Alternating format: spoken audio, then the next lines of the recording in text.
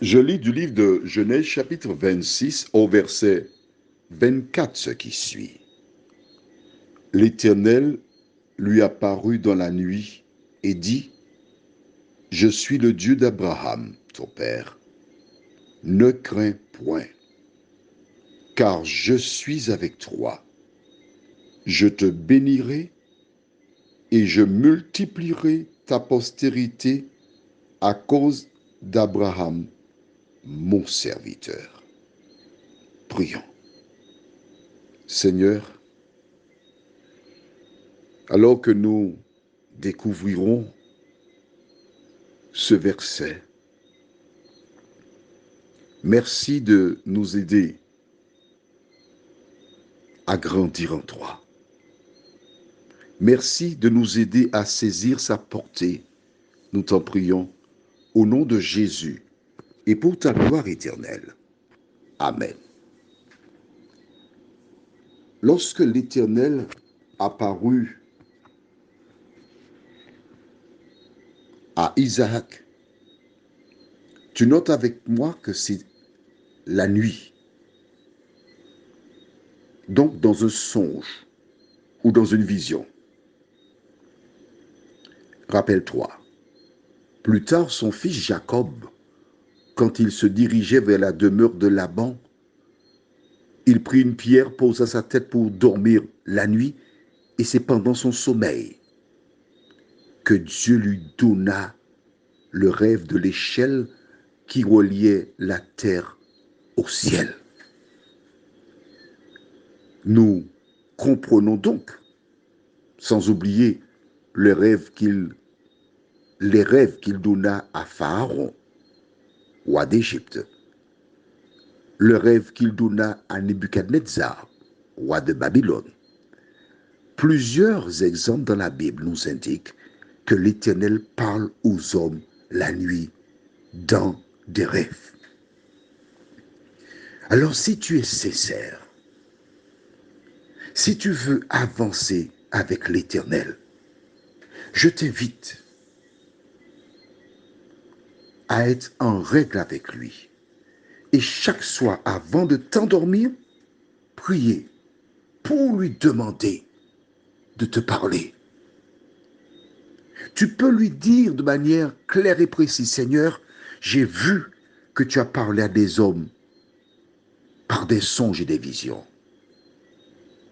J'ai tel problème. Attention, si tu n'as pas trouvé la solution à partir de la Bible ou autre, ce n'est pas simplement dire, bon, ben, ce soir, je vais voir si Dieu existe, je vais voir s'il va me donner un son. C'est pas ça.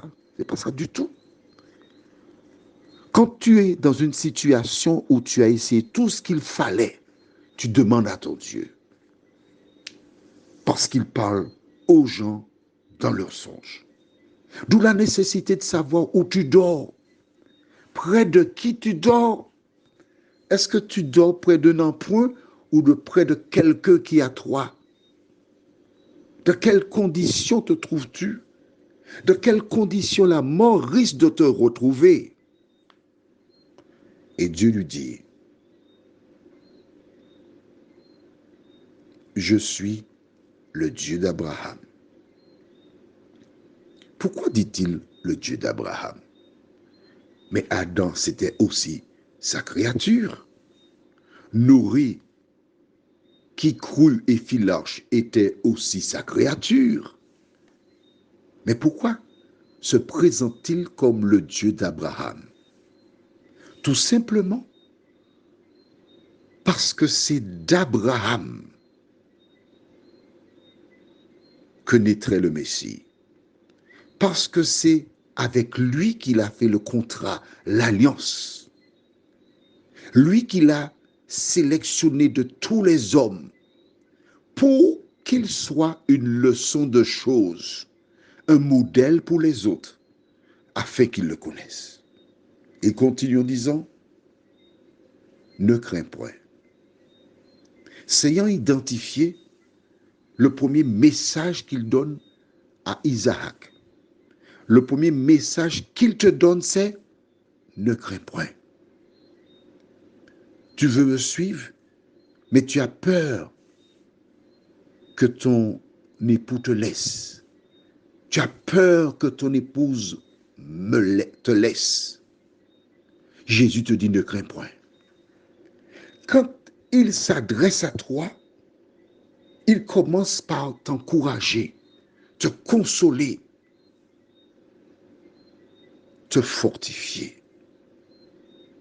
Ne crains point. Pourquoi? Car je suis avec toi. Exactement ce que nous avons vu, rappelle-toi, hier matin, quand Jésus déclara aux disciples, et voici, je suis avec vous tous les jours jusqu'à la fin du monde. Quelle différence vois-tu entre la parole d'hier et celle d'aujourd'hui? Jésus qui a dit, et voici, je suis avec vous tous les jours, et ici, Dieu qui dit, et voici, je suis avec toi. C'est la même formule. C'est le même Créateur. Je te bénirai et je multiplierai ta postérité à cause d'Abraham, mon serviteur. Voici la promesse que Dieu te fait.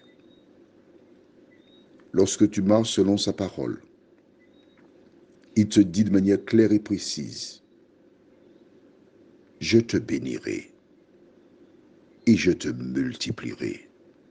L'Éternel veut le faire pour toi, à condition que tu marches selon sa parole. Veux-tu le faire?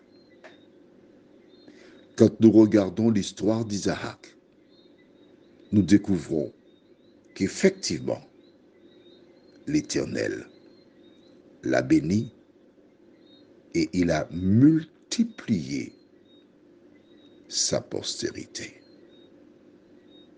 Prions. Notre Dieu, notre Père, nous avons maintenant la preuve que Jésus est Dieu. En effet, il déclara aux disciples, je suis avec vous tous les jours jusqu'à la fin du monde. Et nous voyons que dans l'Ancien Testament, l'Éternel, le Dieu d'Abraham, déclara à Isaac, je suis avec toi. Seigneur, merci de nous aider à faire des regroupements quand nous lisons la Bible pour la comprendre. Car ce n'est qu'ainsi que nous pourrons te connaître. Car Jésus déclare, vous connaîtrez la vérité et la vérité vous affranchira. Jean 8, verset 32. Lorsque nous lisons ce verset et appliquons la règle biblique, il se lit ainsi, vous connaîtrez Jésus et Jésus vous affranchira. Car dans Jean 14, verset 6, il déclara, je suis le chemin, la vérité et la vie. Nul ne vient au Père que par moi. Seigneur, merci pour le chemin. Merci pour le chemin déjà parcouru. Merci de nous aider à accepter la vérité, qui est Jésus dans nos vies. Nous t'en prions en son nom et pour ta gloire éternelle. Amen. Je te souhaite une bonne journée.